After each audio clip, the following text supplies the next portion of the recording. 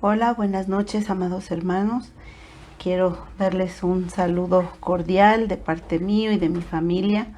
Es un gusto poder compartir la palabra de Dios.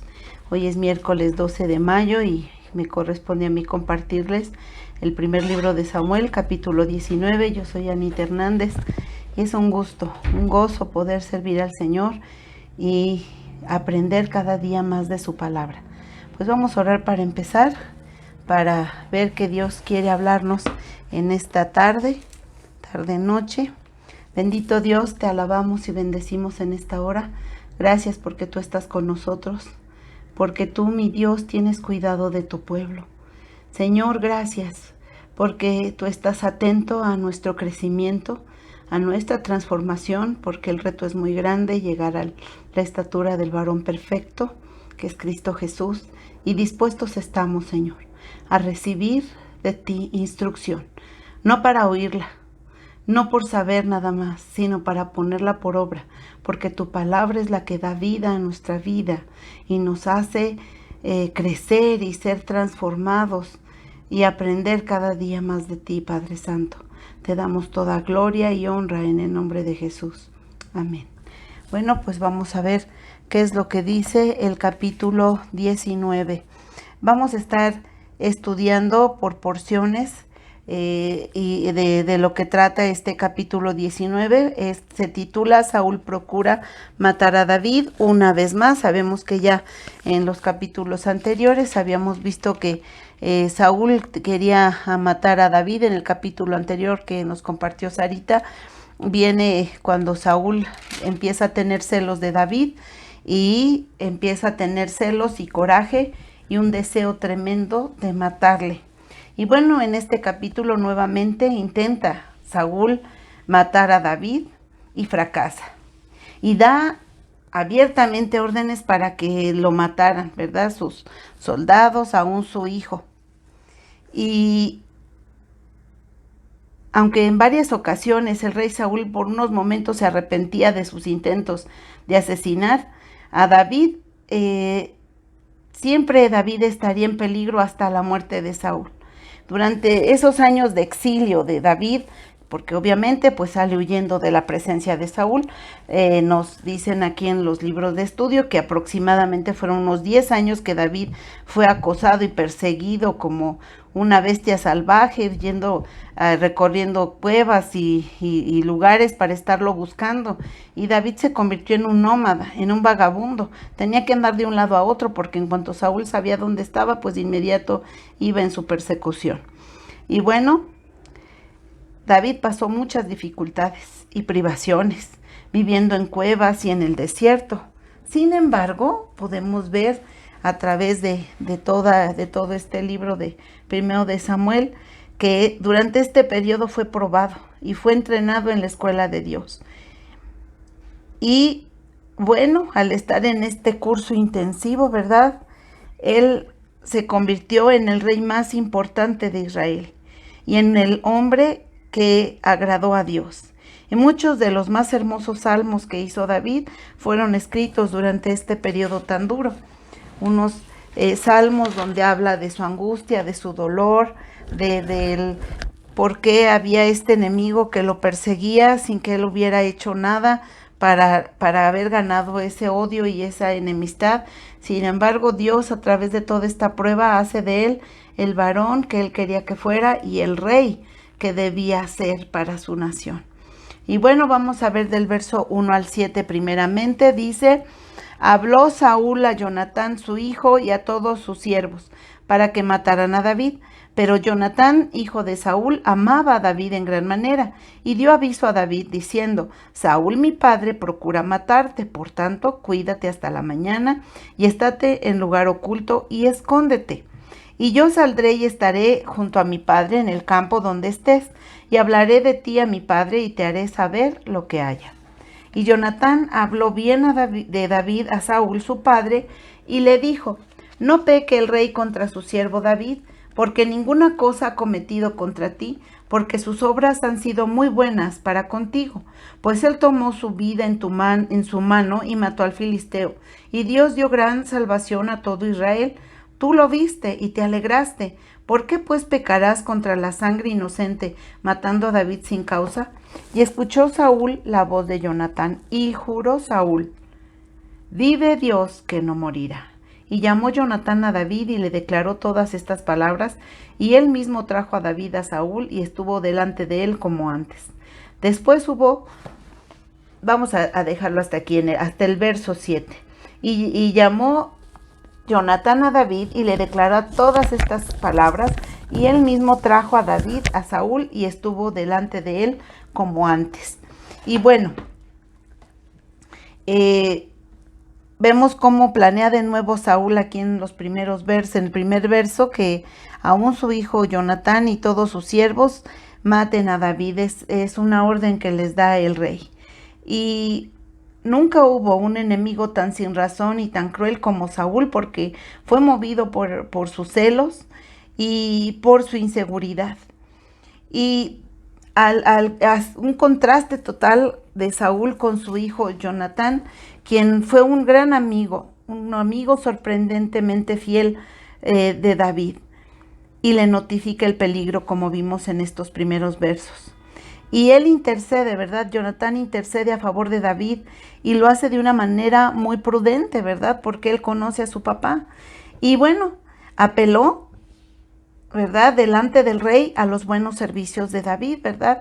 Le menciona cómo derrotó a Goliat y cómo tocaba la música para él, y que él se tranquilizaba, que él estuvo ahí haciéndole bien y no mal, y apela a la inocencia de David, ¿verdad?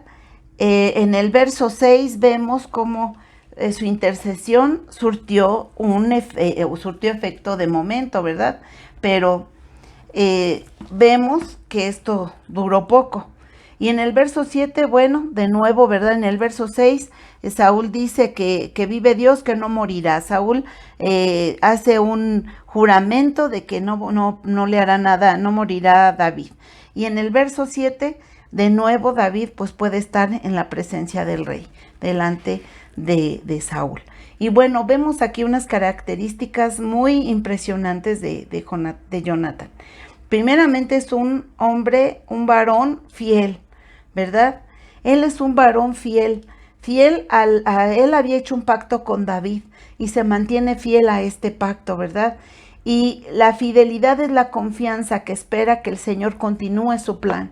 Y Jonatán confiaba en Dios, en que iba a cumplir su propósito, su plan en la vida de David, porque él sabía que David iba a ser el siguiente rey. Y también vemos una característica muy buena, muy de donde nosotros también debemos aprender de la fidelidad de este varón, y también de que es un pacificador. Un pacificador no es alguien apático o alguien que no hace nada. Busca la reconciliación y guarda el corazón de su padre y también el suyo y el de David, ¿verdad? No, una persona tiene que ser muy sabia para ser pacificador. Busca esa reconciliación, ¿verdad? Y le habla a su padre con sabiduría. Es prudente al hablarle a su padre y decirle: padre, pues no hay motivo para que tú tengas ese deseo de matar a David, no hay motivo. Y poco a poco, ¿verdad?, le va explicando, le va recordando lo que había hecho David, y le dice: pues no hay razón para que tú tengas eso en contra de David, al grado que quieres matarlo, ¿verdad? Y bueno, habla al corazón de su padre y guarda, le dice: a verdad, no peques, padre, no peques no peque el rey contra Dios por la vida de David. Y bueno, también guarda su corazón y se mantiene fiel a las convicciones que tiene Jonatán y al compromiso que había hecho. Sin embargo, aquí del verso 8 al 10 vamos a ver qué nos dice el capítulo. Del verso 8 al 10 dice: y después hubo de nuevo guerra, y salió David y peleó contra los filisteos, y los hirió con gran estrago, y huyeron delante de él. Y el espíritu malo de parte de Dios vino sobre Saúl, y estando sentado en su casa tenía una lanza a mano, mientras David estaba tocando. Y Saúl procuró enclavar a David con la lanza a la pared, pero él se apartó de delante de Saúl, el cual hirió con la lanza en la pared, y David huyó y escapó aquella noche. Entonces vemos esta contrariedad, ser tan opuesto Jonatán a Saúl, ¿verdad? Saúl no cumple su palabra, él había jurado que no iba a matar a David. Sin embargo, aquí de nuevo viene ese deseo de matar a David. Y bueno, David de nuevo está aquí prestando sus servicios, sus buenos servicios al rey y a su país. Y bueno, Saúl continúa albergando estos malos sentimientos contra David. Pero Dios, a pesar de todo, ¿verdad? Nadie es más grande que Dios y Dios continúa protegiendo a David, cumpliendo Dios su propósito en David, porque así como lo vemos en Romanos 8:28, que a los que amamos a Dios, todas las cosas nos ayudan a bien. Y podemos ver aquí, ¿verdad? Aunque estos son tiempos de prueba tremendos en la vida de David, Dios está obrando en lo profundo del corazón de David, porque Dios no quería que David se convirtiera en un Saúl. Dios quería que David fuera ese varón dócil y que estaba atento a la voz de Dios. Vamos a ver ahora del verso 11 al 17. Dice, Saúl envió luego mensajeros a casa de David para que lo vigilasen y lo matasen a la mañana. Mas Mical su mujer avisó a David diciendo, si no salvas tu vida esta noche, mañana serás muerto. Y descolgó Mical a David por una ventana, y él se fue y huyó y escapó. Tomó luego Mical una estatua y la puso sobre la cama, y la acomodó por cabecera, le acomodó por cabecera una almohada de pelo de cabra, y la cubrió con la ropa. Y cuando Saúl envió mensajeros para prender a David, ella respondió, está enfermo. Volvió Saúl a enviar mensajeros para que viesen a David, diciendo, tráiganmelo en la cama para que lo mate. Y cuando los mensajeros entraron, he aquí, la estatua estaba en la cama y una almohada de pelo de cabra a su cabecera. Entonces Saúl dijo a Mical, ¿por qué me has engañado así? ¿Y has dejado escapar a mi enemigo? Y Mical respondió a Saúl, porque él me dijo, déjame ir, si no, yo te mataré. Y bueno, nuevo intento de Saúl de acabar con David. Y bueno, tiene aquí una liberación pues muy buena. David es liberado del peligro a través de su esposa Mical, quien le demuestra ser su protectora y ayudadora, pues fue el instrumento para que escapara de la muerte, ¿verdad? Aquí Mical, pero pareciera también esta mujer no es de una sola pieza, ¿verdad? Porque primero está con David y le dice, huye porque si no vas a ser hombre muerto. Y cuando se presenta a su padre, bueno, se pone del otro lado y dice, ay, bueno, pues es que lo dejé ir porque me amenazó de muerte a mí. Entonces tuve que dejarlo ir. Entonces vemos cómo el corazón de Mical no era leal a su esposo. Vamos al del verso 18 al 24. Dice, huyó pues David y escapó, y vino a Samuel en Ramá, y le dijo todo lo que Saúl había hecho con él. Y él y Samuel se fueron a morar en Naiot. Y fue dado aviso a Saúl, diciendo, he aquí que David está en Naiot en Ramá. Entonces Saúl envió mensajeros para que trajeran a David, los cuales vinieron una compañía de profetas que profetizaban, y a Samuel que estaba allí y los presidía. Y vino el Espíritu de Dios sobre los mensajeros de Saúl, y ellos también profetizaron. Cuando lo supo Saúl, envió otros mensajeros, los cuales también profetizaron. Y Saúl volvió a enviar mensajeros por tercera vez, y ellos también profetizaron. Entonces él mismo fue a Ramá, y llegando al gran pozo que está en Secú, preguntó diciendo, ¿dónde está Samuel y David? Y uno respondió, he aquí, están en Naiot de Ramá. Y fue a Naiot en Ramá, y también vino sobre él el Espíritu de Dios. Y siguió andando y profetizando hasta que llegó a Naiot en Ramá. Y él también se despojó de sus vestidos y profetizó igualmente delante de Samuel, y estuvo desnudo todo aquel día y toda aquella noche. De aquí se dijo, también Saúl entre los profetas, ¿verdad? De nuevo se repitió este dicho. Bueno, entonces aquí vemos que David al huir de Saúl, pues se va con Samuel. Y David puso a Dios por refugio, por su refugio. pues se amparó a la sombra de sus alas, a la sombra del Omnipotente, como dice el Salmo 57:1. Ten misericordia de mí, oh Dios, ten misericordia de mí, porque en ti ha confiado mi alma, y en la sombra de tus alas me ampararé, hasta que pasen los quebrantos. Al ser profeta Samuel, era el más apropiado para aconsejar a David. Lo que tenía que para que le aconsejara a David lo que él tenía que hacer en estos días de apuro. Ahora hay una pregunta y muy buena para nosotros. ¿En qué o en quién nos refugiamos en tiempos de prueba? Porque miren, amados hermanos, hay veces que vivimos el cristianismo como una costumbre, pero no es de verdad lo que fortalece nuestra vida, y no es Dios el centro de nuestra vida. ¿Y cómo nos damos cuenta de esto? Cuando vienen las pruebas, cuando vienen los desafíos de la vida, cuando vienen esas tempestades tan fuertes que nos rebasan completamente y que no sabemos qué hacer. Cuando pasa esto, ¿qué sale de nuestra boca? ¿Qué es lo primero que sale de nuestra boca? ¿A quién clamamos? ¿Qué es lo primero que viene a nuestra mente? Voy a llamar ¿a quién? A la persona, a mi hermano, a un conocido, ¿qué hago? ¿Qué hago? ¿Qué es lo primero que hago? O de inmediato clamo a Dios, o de inmediato busco el consejo, ¿verdad? De mi pastor, de un líder, o pido apoyo en oración, o ¿qué hago? ¿Cuál es mi reacción? Porque en ese momento, cuando yo estoy en prueba, sale de mí lo que realmente hay en mi corazón. Si yo he aprendido a confiar en Dios y a depender de Dios, pues obviamente a Él clamaré primeramente y Él me guiará a lo que yo tenga que hacer. Y vemos, ¿verdad?, qué importante es esto. En el libro de Daniel, capítulo 3, vemos a los amigos de Daniel, a Sadrac, Mesac y Abednego, que están en una prueba de muerte.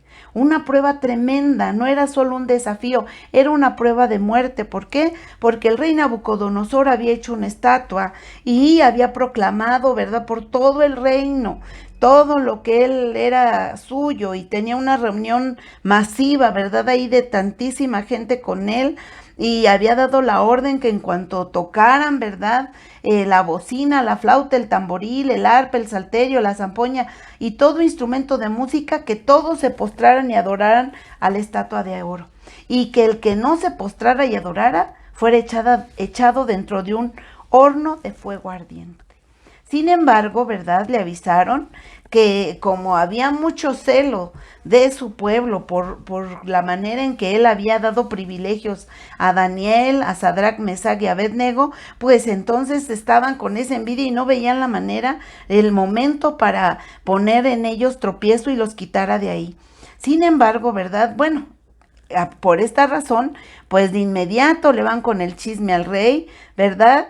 Y aquí en el verso 12 del capítulo 3 de Daniel le dicen: hay unos varones judíos los cuales pusiste sobre los negocios de la provincia de Babilonia. O sea, acuérdate, tú los pusiste y ve con qué están saliendo. Sadrac, Mesac y Abednego, estos varones, oh rey, no te han respetado, no adoran tus dioses ni adoran la estatua de oro que has levantado. Entonces Nabucodonosor dijo con ira, o sea, no enojado, con ira y con enojo, que trajesen a estos tres varones, ¿verdad?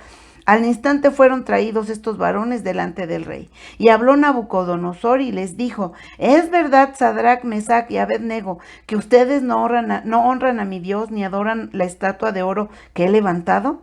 Ahora pues, ¿verdad?, les da un chance. ¿Están dispuestos para que al oír el son de la bocina, de la flauta, del tamboril, del arpa, del salterio, de la zampoña y de todo instrumento musical se postren y adoren la estatua que he hecho? Porque si no la adoran, en la misma hora serán echados en medio de un horno de fuego ardiendo. ¿Y qué Dios será aquel que los libre de mi mano, de mis manos? Qué soberbia sobre este rey, pues obviamente él se sentía el más poderoso del mundo. Y en el verso 16 dice: Sadrac, Mesac y Abednego respondieron al rey Nabucodonosor diciendo, fíjate, vamos a escuchar cómo responden. muy tranquilos. Aquí la palabra de Dios siempre nos dice de qué manera son las cosas. Primero nos dice cómo reaccionó, ¿verdad? Nabucodonosor con ira y con enojo. Estaba, pero que no lo calentaba ni el sol. Y bueno, aquí ellos responden muy tranquilos. Dicen, no es necesario que te respondamos sobre este asunto. El verso 17 dice, he aquí nuestro Dios a quien servimos puede librarnos del horno de fuego ardiendo, y de tu mano, rey, nos librará. Y si no, sepas, oh rey, que no serviremos a tus dioses, ni tampoco adoraremos la estatua que has levantado. Entonces Nabucodonosor se llenó de ira y se demudó el aspecto de su rostro contra Sadrach, Mesach y Abednego, y ordenó que el horno se calentase 7 veces más de lo acostumbrado. Y mandó a hombres muy vigorosos que tenían en su ejército que ataran a Sadrach, Mesach y Abednego para echarlos en el horno de fuego ardiendo. A ver, fíjense, ¿cuál fue la reacción de estos varones? ¿Qué salió de su boca? No dijeron, no, discúlpanos, ¿verdad? Híjole, no lo hicimos, pero ahorita mismo que toquen y ahorita nos postramos. Con toda la paz, ellos conocían a su Dios. Ellos conocían a su Dios, ellos conocían a nuestro Dios, ellos confiaban en Él plenamente. Y entonces aquí con toda la paz le contestan, ¿verdad? Mira, no te vamos a contestar acerca de esto porque Dios a quien servimos, ¿verdad? Nuestro Dios a quien servimos puede librarnos porque habían visto la mano poderosa de Dios obrando en otros momentos. Y dice, nos puede Él librar de este fuego, de este horno ardiendo. Y si no nos libra, de todas formas, ten bien sabido, rey, que no te serviremos, no serviremos a tus dioses, ni tampoco adoraremos la estatua que has levantado. Qué fidelidad de estos varones. Miren, amados hermanos, que Dios permita que seamos tan fieles para que en el momento de la prueba lo busquemos a Él y no toquemos y vayamos a puertas falsas. Pero si nosotros no nos agarramos de Dios en todo momento y tomamos una decisión determinante, una decisión completamente en nuestro espíritu, alma y cuerpo, de que vamos a seguir a Dios a pesar de todo, a pesar de nosotros mismos, pues en el momento de la prueba vamos a ser unos defraudadores de Dios tremendo, vamos a ser solamente oidores de la palabra y no hacedores, y vamos a ser los que den mal testimonio delante de los inconversos del Dios al que servimos, de quien creemos, en quien hemos confiado si verdaderamente le buscamos y le conocemos día a día. Esto, amados, esta reacción de estos varones muestra una vida espiritual sólida, un compromiso con Dios completo, absoluto, mostrando que Dios era lo primero en sus vidas y que no iban a actuar en contra de su Dios a pesar de todo. Y si los libraba bien y si no los libraba, igualmente iban a glorificar a Dios en no postrarse ante esa estatua. Aquí, como vemos, era una decisión de vida o muerte. Sin embargo, decidieron morir antes que negar al Señor. Y acuérdense lo que dice el Señor Jesús, que el que lo niega delante de los hombres, Él nos negará delante de Dios. Y bueno, sabemos que Dios les dio la victoria a estos 3 varones, porque aún los soldados que los echaron al horno se murieron, pero cuando los arrojaron ahí eran 4 y no 3 los que estaban en el horno, y aún Nabucodonosor reconoció que era como hijo de Dios el cuarto. El hijo de Dios es el cuarto que estaba ahí con ellos, y cuando les dice que se salgan del horno, ni siquiera se habían chamuscado nada, ni el pelo, ni la ropa, ni siquiera apestaba a humo. Así es que el rey quedó completamente sorprendido. Así es que, amados, nosotros estamos dispuestos a buscar a Dios y a clamar a Él sobre todas las cosas. Vamos a obedecer en todo como Dios nos lo pide. Y bueno, vemos que lo siguiente que hace Saúl es mandar, ¿verdad?, soldados para que le traigan a David. Y vemos lo que sucede aquí, ¿verdad? Envió mensajeros para que le trajeran a David, y luego los primeros no se lo trajeron. Envió otros, pero como tampoco estos regresaron, envió otros por tercera vez, como lo vemos en el verso 21. Y al no recibir tampoco noticias de estos, pues fue él mismo en persona. Y cuando llegaron los mensajeros al lugar donde se hallaba David entre los profetas, vino el Espíritu de Dios sobre los mensajeros de Saúl. Y Dios engrandeció así su poder sobre el espíritu de los hombres. Y el propio Saúl fue asido por el Espíritu de Dios. Nadie podía imaginarse que un hombre tan malo fuese presa de la exaltación profética. Sin embargo, lo fue igual que sus mensajeros que no regresaron con él. Pero es de advertir que su exaltación profética en esta ocasión no tiene el mismo sentido y objetivo que tuvo en el episodio narrado en el capítulo 10 de 1 de Samuel, del verso 10 al 13, pues allí era para su bien, con el objeto de que le permitiera, ¿verdad?, que ya no fuera tímido y que fuera equipado de parte de Dios con las cualidades que deben adornar a un príncipe y jefe militar. Mientras que en este episodio que comentamos, pues su exaltación tenía que, por objetivo, proteger la vida de David, porque así, pues no iba a matarlo, ¿verdad? Dios desarmó a Saúl y no pudo tocar a David. No hay nada ni nadie que pueda arruinar los planes de Dios, ni el ungido que cayó en desgracia. Dios es fiel, amados hermanos. Dios es fiel, y si nosotros somos fieles, Él aún más se mantiene fiel. Si nosotros perseveramos, si nosotros obedecemos, Él hará cosas grandes y maravillosas y nos mostrará su majestad. Dios siempre cumple su propósito.